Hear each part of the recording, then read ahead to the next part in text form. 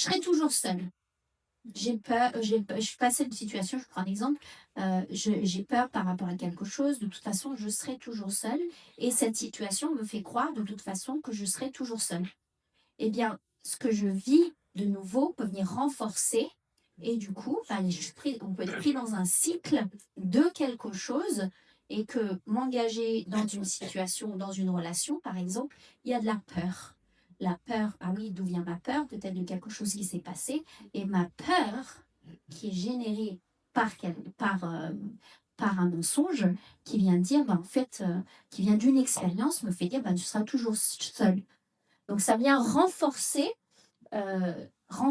ce message-là. Donc, on a besoin de renouveler nos pensées. Je vais vous faire toute une liste de mensonges. Il y a une bonne liste typique qu'on peut avoir. Voilà. Et je voudrais qu'au fur et à mesure, vous notez si certains vous parlent ou pas. Je vais les lire et je vous encourage à les noter au fur et à mesure. S'il vous plaît, on pourra peut-être, je ne sais pas comment, on pourra vous envoyer les listes des mensonges, vous prenez une photo, mais je vous invite là à écouter votre cœur, d'accord? C'est votre cœur qui parle, c'est qu'est-ce qui est aussi, ah oui, ça me parle. Notez-le, et puis on priera là-dessus à la fin. Donc un thème par rapport au rejet, au sentiment d'être à l'écart. Je ne fais pas partie du groupe, je serai toujours rejetée ou mis à l'écart. Mes sentiments ne sont pas importants. Personne ne se soucie de ce que je ressens. Personne ne m'aimera jamais pour qui je suis vraiment, ni se soucie de moi. Je serai toujours seule. L'homme ou la femme qui compte dans ma vie ne sera pas là pour moi.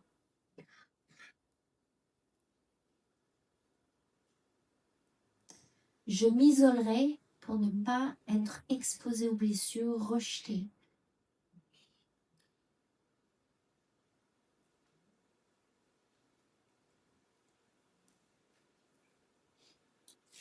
Je ne mérite pas de recevoir quoi que ce soit de Dieu. Je suis le problème.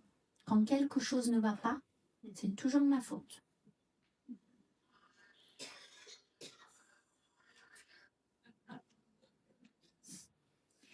Je suis une mauvaise personne. Si les gens me connaissaient vraiment, ils me rejetteraient. Je dois porter un masque pour que les gens ne découvrent pas à quel point je suis une mauvaise personne.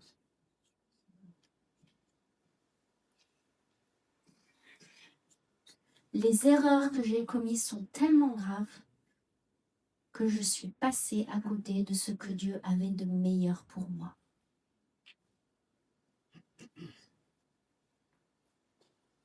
Saint-Esprit, je te prie de continuer à parler au cœur et puis à la tête.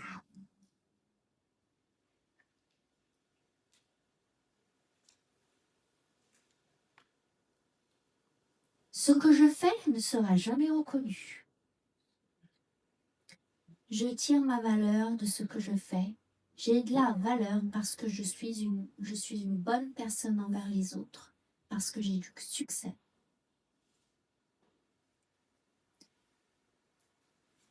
Même lorsque je fais de mon mieux, c'est pas suffisant.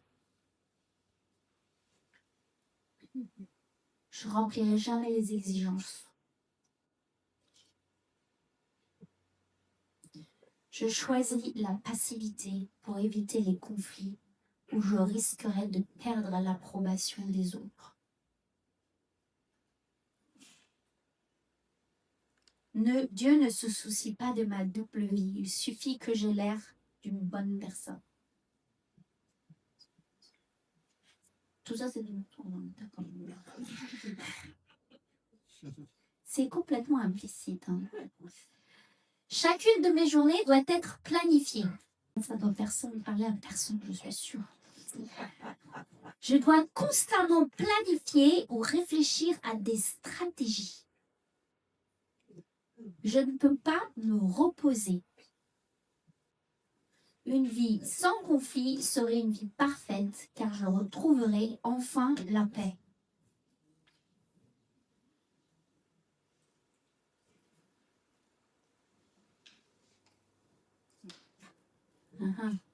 Je ne suis pas attirant. Dieu a donné une plus belle apparence à quelqu'un d'autre. Je suis condamnée à vivre avec certains handicaps physiques. Ils font partie de mes gènes. Il m'est impossible de perdre ou de gagner du poids. Je ne fais aucun progrès.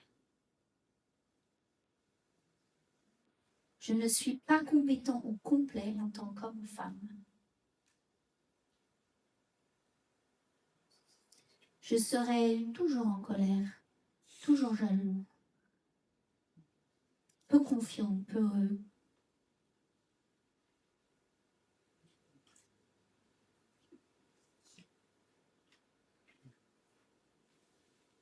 J'aurais dû être un garçon.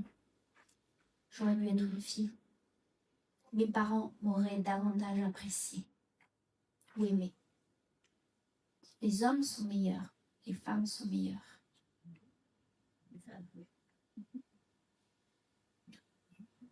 Personne ne me connaît ni m'appréciera jamais pour tel que je suis vraiment. Je ne changerai jamais réellement, ni ne deviendrai la personne que Dieu veut que je sois. J'ai perdu beaucoup de temps et d'énergie. J'ai gaspillé les meilleures années de ma vie. L'agitation et la confusion font partie de ma vie. J'aurai toujours des problèmes financiers.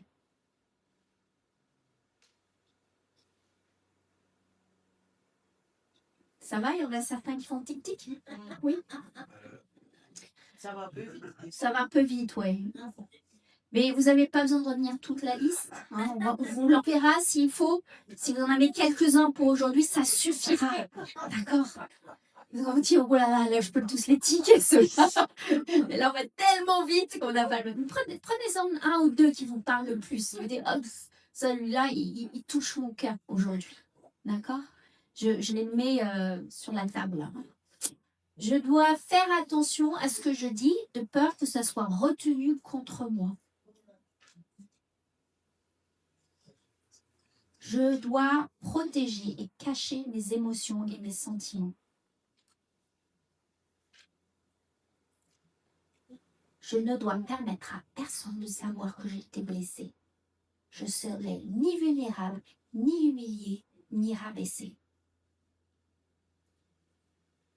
Ça rejoint ce qu'on disait ce matin. Hein. On construit sa mur là. La meilleure façon de réagir lorsque quelqu'un m'offense, c'est de me replier sur moi-même ou de rejeter cette personne pour la punir. Comme ça, je me protège bien.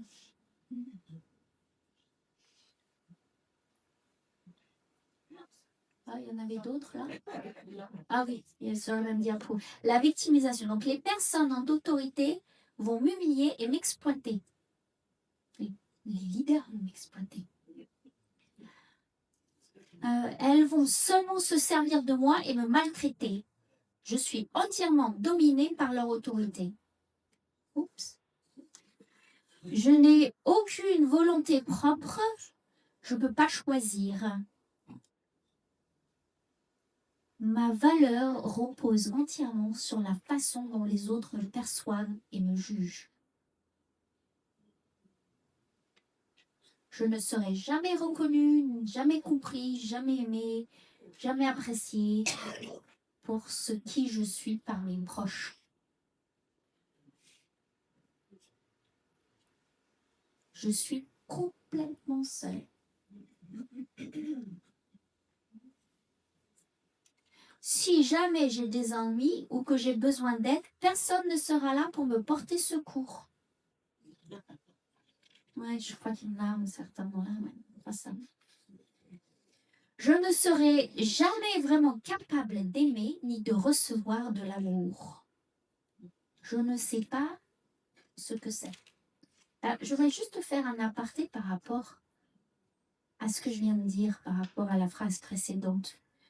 Peut-être que vous dites, bah oui, les personnes n'ont pas été là pour moi. Je prends ça comme exemple d'un mensonge, vous voyez, en disant, bah, c'est la vérité, les personnes n'ont pas été là pour moi. Donc, j'ai la réalité, qui s'ajuste avec ce que je crois vraiment. C'est la vérité. Et là, c'est quand même une fausse croyance. Parce que la façon dont je vois les choses continue de se renforcer. Et on va parler des attentes dans un instant. Les attentes font en fait que ça reboucle à chaque fois. Je m'attends à ce que ça se produise comme ça, donc ça va se produire comme ça. Parce que c'est ce que je crois profondément, donc je suis conditionnée d'une façon à ce que les choses se passent comme ça. Puis on peut l'argumenter. Hein. C'est la dernière fois, j'étais tout seul. Donc je n'aurai jamais personne. Fausse croyance. Je risque de me faire briser le cœur encore une fois si je laisse quelqu'un ou qui que ce soit s'approcher de moi. Je ne peux pas prendre le risque.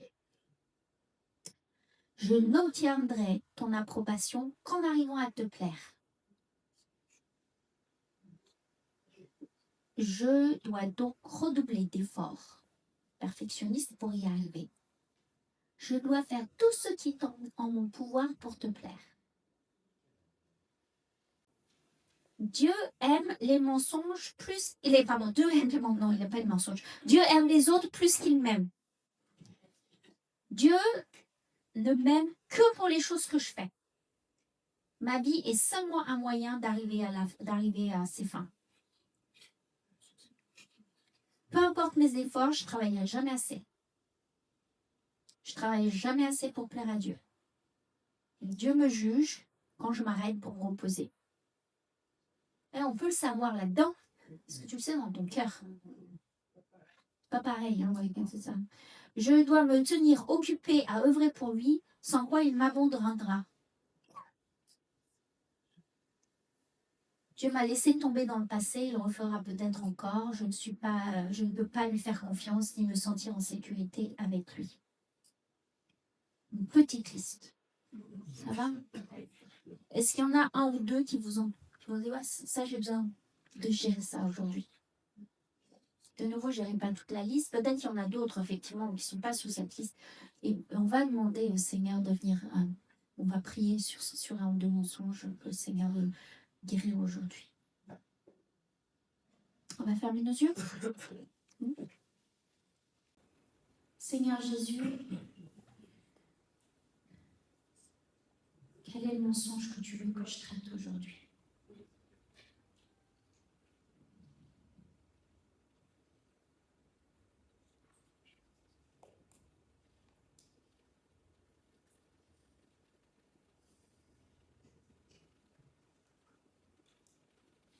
C'est pas besoin d'être exactement ce que j'ai dit, mais ça peut y ressembler.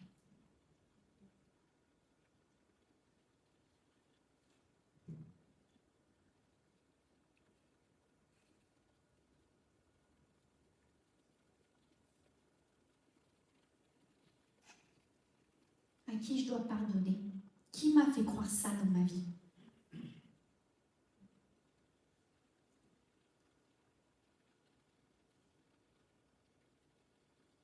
Qui a contribué à la formation de ce mensonge ou cette croyance?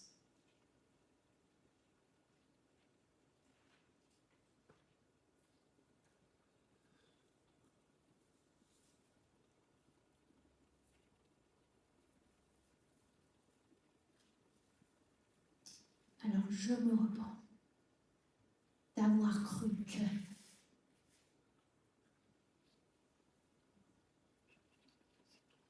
je me repens des mauvaises actions que j'ai commises en croyant ce mensonge, des décisions que j'ai prises en croyant ces choses-là.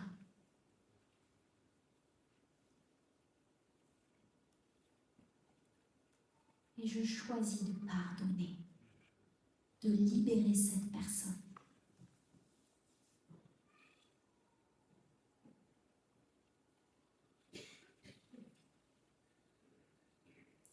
Choisis cette personne. Choisis de pardonner à cette personne, m'avoir critiqué, m'avoir fait croire que je serais toujours critiquée.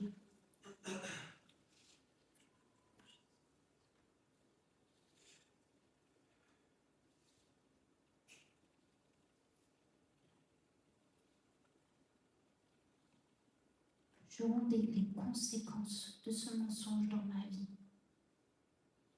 des décisions que ça m'a fait prendre. Je te demande pardon, Père, d'y avoir cru.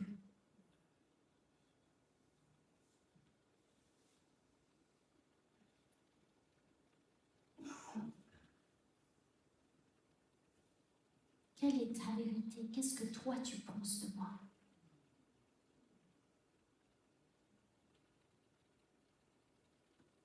Qu'est-ce que toi tu dis de moi?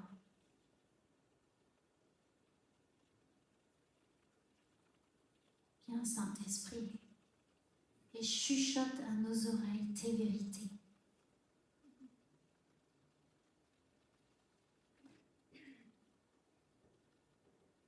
Ce que toi tu dis de nous. Comment toi tu nous vois. Et tu viens balayer ces mensonges, ces petits dialogues intérieurs qui ont construit ou qui sont présents dans ma vie. Tu viens et tu rachètes.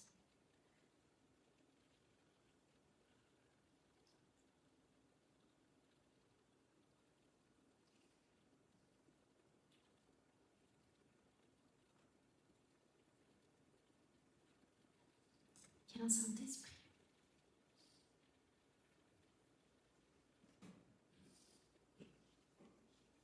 Tu es aimé, tu es OK, tu es une belle personne. Tu as un avenir et de l'espérance. Tes circonstances et ton passé ne te définit pas. Ce que Dieu dit de toi te définit. Ce que Dieu dit de toi est la vérité.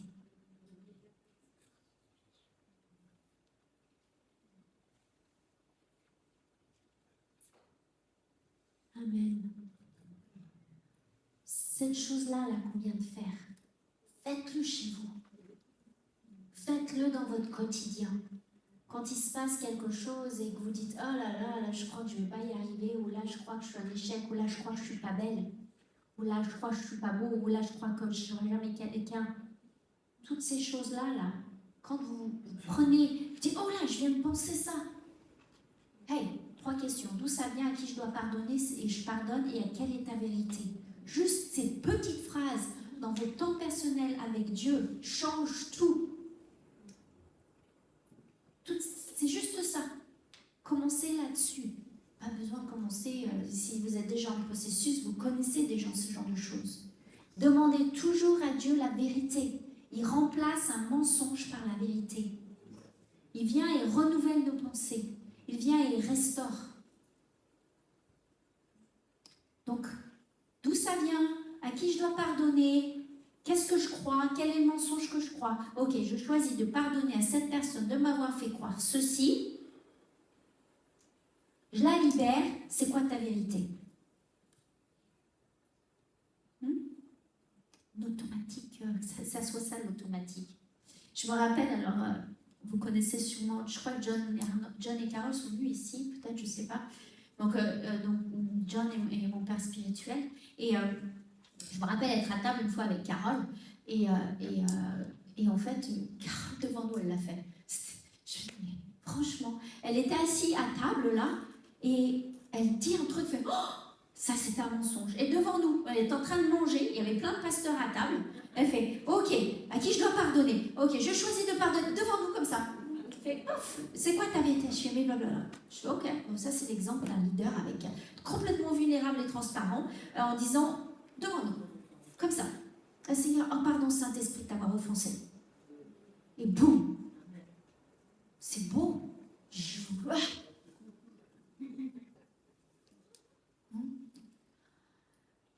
Alors, c'est bien tout ça, mais quand on est blessé, eh ben on va juger. Oh. Et le jugement, il trouve sa racine dans la chute de l'homme. Et oui, eh bien, on ne va pas reprendre les versets qu'on a lus, mais Genèse 3, La femme vit que le fruit de l'arbre était bon à manger, agréable à regarder et précieux pour ouvrir l'intelligence. Elle en prit du fruit, en mangea, elle en donna à son mari qui était avec elle, ils en mangea. Et puis après, qu'est-ce qu'elle vient dire? C'est lui, c'est le serpent. Donc après la chute, Adam et Ève, donc Ève accuse Adam, il va accuser Ève, et Ève, elle accuse le serpent. Donc c'est comme si le jugement devient un mécanisme de défense. C'est pas moi, c'est lui. Et c'est une manière de se justifier. Et la parole nous dit, l'être humain regarde à l'apparence, mais le Seigneur regarde au cœur. Hein? Donc le jugement humain, c'est qu'on va se défendre. On va, pour se défendre des blessures, et puis on se fait juge aussi, en passage. C'est de sa faute, voilà, je juge. Hein? Et c'est comme il y a un législateur, là c'est Jacques 4,12, il n'y a qu'un législateur et juge, c'est celui qui peut sauver ou détruire. Mais toi, qui es-tu pour juger ton prochain? Oups. Donc en fait, on va juger parce qu'on ne comprend pas, parce qu'on est blessé, par orgueil. On va juger aussi en sens supérieur, moi je sais, toi tu sais pas. Par méfiance, projection du passé, ou immaturité spirituelle, quand on ne voit pas ce que Dieu est en train de faire. Donc le jugement, ne soyez pas jugés afin de ne pas être jugés, Matthieu 7. Donc c'est pas une simple recommandation morale. Hein, parce que quand on juge, semez et vous récolterez. En fait, c'est vraiment le Saint-Esprit, Dieu nous offre une autre voie, celle du discernement sans condamnation. Ça veut dire que je peux discerner des choses, mais pas juger la personne. Je peux discerner, mais toujours aimer, sans la juger, sans la mettre dans une petite boîte. Je peux dire la vérité sans rejeter l'autre. Je peux dire des choses, et lorsque nous jugeons les autres, eh bien, il y a des forces spirituelles, pas seulement psychologiques ou émotionnelles, etc., mais spirituellement, je dis quelque chose sur la personne de l'autre. Ça s'apparente à une forme de malédiction. Je mets en route des choses qui ne devraient pas exister. Si je dis, de toute façon, elle est comme ça, ou c'est de sa faute, ou, vous voyez ce que je veux dire? Il y a comme une forme d'oppression qui vient à ce moment-là dans vos paroles, parce que nos paroles sont puissantes. Nos paroles font bouger l'atmosphère, font bouger les choses de ce monde, spirituel de ce monde. Hein, la puissance et se trouve dans notre langue.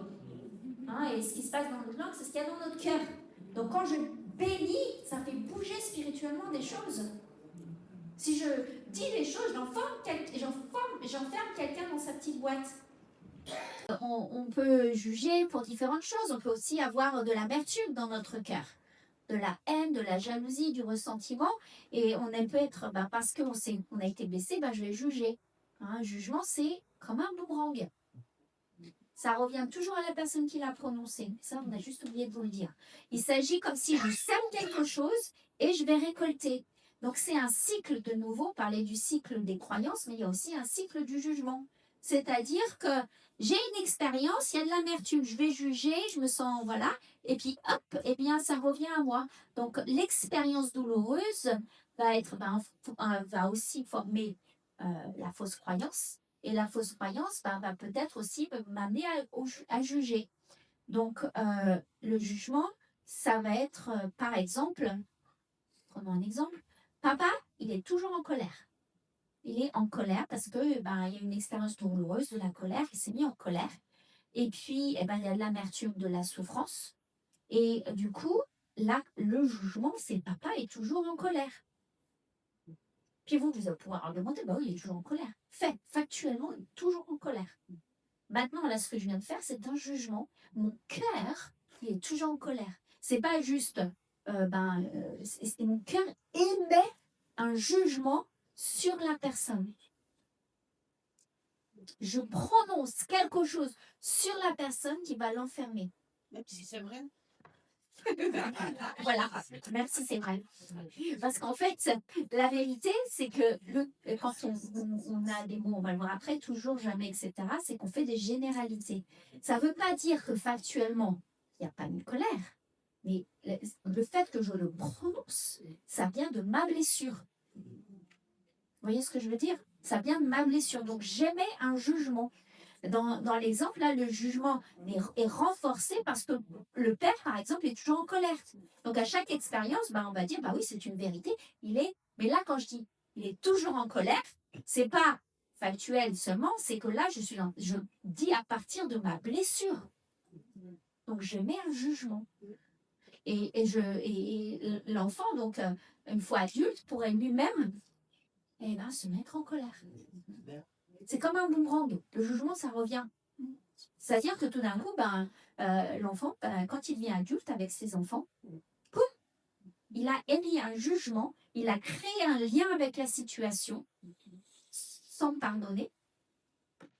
Après, le pardon libère le jugement, on va le voir. Et du coup, ça crée la situation et ça me renvoie un boomerang. Et comme un boomerang, et du coup, pareil, ce qui va se passer, je peux me comporter de la même manière. C'est vraiment un des principes de la pensée biblique qui dit de ne pas juger. On évalue chacun selon sa mesure, mais d'une façon fausse, même si les faits nous font croire que c'est la réalité. Parce que le père qui est peut-être toujours comme ça, c'est peut-être parce qu'il y a eu plein de choses, et c'est peut-être parce qu'il a fait plein de choses, il s'est passé plein de choses, mais ce qui sort de ma bouche vient et enferme la personne et m'enferme dans la situation.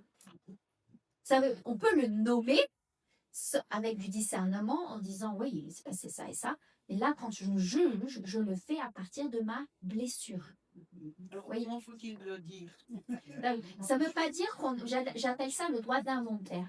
Ça ne veut pas dire qu'on n'a pas le droit d'un droit d'inventaire sur nos parents ou sur notre famille, en disant là, ce qui s'est passé, c'était pas juste. Je reconnais les faits, mais je ne juge pas. Vous voyez la différence? Par contre, on peut juger parce qu'on est blessé. Et là, on va demander pardon d'avoir jugé. Mais le jugement, ce qui enferme à partir de la blessure, va nous garder dans ce processus-là de rancune, de quelque chose qui reste dans notre cœur. Donc, le jugement est une semence spirituelle qui amène la même réalité dans ma vie. Vous voyez ce que je veux dire? C'est pour ça, semer, vous récoltez. Si je juge quelqu'un, qui il est dans sa personne et ce qu'il a fait, même si c'était incroyable douloureux, mais si je juge qui il est, ça va me revenir à un moment donné. C'est comme si ça me garde attaché à la situation. Je peux très bien dire, là, ce qu'il a fait, ça m'a blessé. Ça m'a blessée et je gère qui je suis dans ma situation et dans ce que ça a généré, dans mes émotions, ce que ça a généré comme fausse croyance. Et si je le juge, je l'enferme spirituellement dans une boîte qui, moi, me liait toujours à la situation. C'est comme si je juge ma mère de ce qu'elle a fait ou de ce qu'elle a dit, etc. Ça ne veut pas dire que, ok, là, ce qu'elle a fait, c'était pas juste. Vous entendez la différence? Là, ce qu'elle a fait, c'était pas juste. Et je lui pardonne pour ce qu'elle a fait. Mais je ne vais pas juger et l'enfermer dans une boîte, parce que si je juge et je l'enferme dans une boîte, en fait, il y a quand même de la rancœur dans mon cœur derrière. Il y a des petits mots qui sont vraiment importants dans le vocabulaire, c'est le toujours et jamais.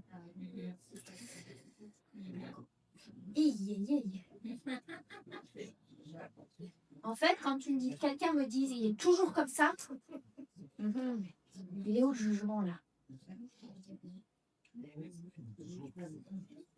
C'est un jugement. Vous utilisez le mot toujours et jamais, c'est que vous avez collé l'étiquette sur la personne. Et ça vous retient prisonnier encore. Ça ne veut pas dire qu'on ne peut pas nommer la situation. Il y a une différence. J'ai un droit d'inventaire sur ce qui s'est passé sur ma vie et guérir de cette blessure. Vous comprenez la différence? Le jugement, il est toujours comme ça. Mon cœur est différent. L'état de mon cœur, ça me garde attaché à cette situation-là. Alors oui, il y a l'histoire d'honorer ton père et ta mère, mais comme je viens de dire, ça ne veut pas dire de ne pas dire ce qui s'est passé. En plus, s'il y a de l'abus, ben, il y a toute une histoire de limite là-dedans à garder. Ça ne veut pas dire qu'il redevient mon meilleur pote. Vous voyez ce que je veux dire? C'est que je ne veux pas le juger, je le bénis. Je bénis sa personne, je bénis la personne. Même si c'est très dur, hein, des fois. Et on y va par étapes. Et je comprends tout à fait ce que tu me dis. Des fois, c'est extrêmement dur de dire, de ne pas juger la personne quand on a été extrêmement blessé. Et j'entends ce que tu dis. Et c'est là où on demande la grâce à Dieu. Parce que sans sa grâce, c'est impossible, des fois par humainement. On a besoin de Saint-Esprit qui vient toucher ces endroits et qui vient toucher ces endroits profonds qui ont vraiment enraciné en nous et qui, ça touche jamais. Ça, t'es toujours comme ça et je veux rien avoir avec toi. Vous voyez ce que je veux dire? Il y a quelque chose dans notre cœur qui doit percuter. Parce que la libération, c'est Seigneur Jésus, je te confie cette personne et je place la croix de Jésus entre ces choses et moi. De nouveau, c'est pas se laisser de nouveau abuser par la personne. Il y a une grosse différence. Hein. C'est dans mon vocabulaire et dans mon cœur ce qui se passe. Il y a une espèce de laisser aller. Je lâche la personne. Hein. Et lorsqu'on juge, c'est cette petite boîte dans laquelle je peux enfermer la personne. Et le Seigneur veut qu'on pardonne. Il y a une vraie différence entre le jugement et le discernement. Il est essentiel que le jugement va condamner la personne, le discernement va identifier le mauvais fruit, va identifier sans rejeter la personne. Mais le Seigneur, il doit venir guérir nos cœurs des fois. Parce que là, on a juste envie on est en colère en plus. Hein. On a vu la colère, hein. On est en colère contre cette personne. C'était injuste. Pourquoi ça s'est produit comme ça? Ou j'ai peur de toi? Ou voilà. Donc, le discernement va éclairer, va avertir, va dire, oh Seigneur Jésus, j'ai jugé cette personne. Aide-moi à lui pardonner pleinement. Et je libère mon jugement. Je te le remets. C'est toi qui t'en occupes. C'est plus moi. Amen. Vous voyez la différence? C'est pas simple. Hein. Donc, mais Dieu, il peut le faire. Le jugement provient de la blessure et de l'amertume. Le discernement, c'est le Saint-Esprit qui nous le donne. Rien n'est impossible. Et la motivation, ça reste dans le cœur. Donc, notre cœur qui redevienne malléable à Dieu. Parce que le jugement va venir durcir notre cœur. Va venir alimenter l'irritation avec cette personne. Va venir alimenter même le mépris de cette personne. Va venir alimenter la distance avec cette personne. Alors, parfois, la distance est nécessaire. De nouveau, suivant les limites et la situation où on se trouve. Et donc, que le Seigneur nous aide là-dedans.